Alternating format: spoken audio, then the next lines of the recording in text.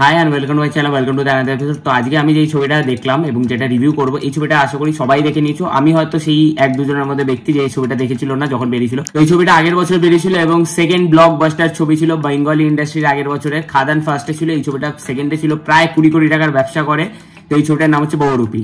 প্রায় এত মাস পরে আমি এই ছবিটা আজকে জি5 এ দেখলাম এবং আজকে তোমাদেরকে রিভিউ করছি। এই ছবিটাকে যদি আমি এক লাইনে বলতে বলো, আমি এটাই বলবো, একটা নিখুঁত ছবি।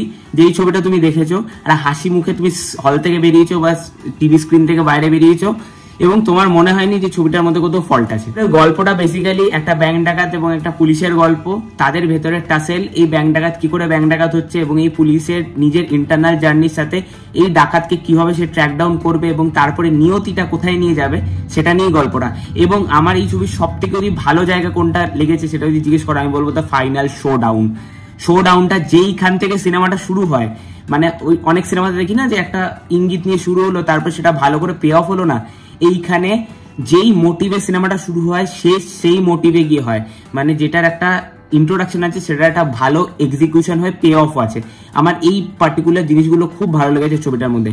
পারফরমেন্সে যদি বলতে হয়, শিবুদা দারুণ অভিনয় করেছে এবং রীতা ভরি, আমি মানে রীতা ভরির কথাটা কৌশানী অনেকটা খেয়ে নিয়েছে সেই জায়গাটা। কৌশানী ডেফিনেটলি ভালো পারফর্ম করেছে এখানে, বাট রীতা ভরি কিন্তু একটা ভালো মানে জেনুইন পারফরমেন্স দিচ্ছে। আর কৌশানী তো এক্সট্রাঅর্ডিনারি পারফরমেন্স দিচ্ছে। আবির ঠিকঠাক পারফরমেন্স দিচ্ছে, বাট শিবুদা দারুণ করেছে।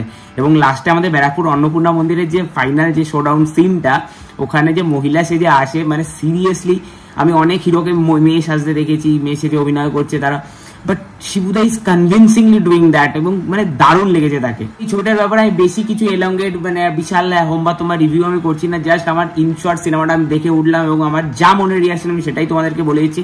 এই ছবিটা দারুণ একটা ছবি হয়েছে এবং আগের বছর আমি যেটাই প্রথমে বললাম যে নিখুঁত একটা ছবি, তো আমার এই ছবিটা নিখুঁত একটা ছবি লেগেছে এবং আমি থ্রু আউট দ্য ফিল্ম আমি খুব এনজয় করেছি। হ্যাঁ, ডেফিনেটলি কিছু ফল্টস আছে ছবিটার মধ্যে, যেমন অ্যাকশনটা ভালো হতে আর একটু পারতো।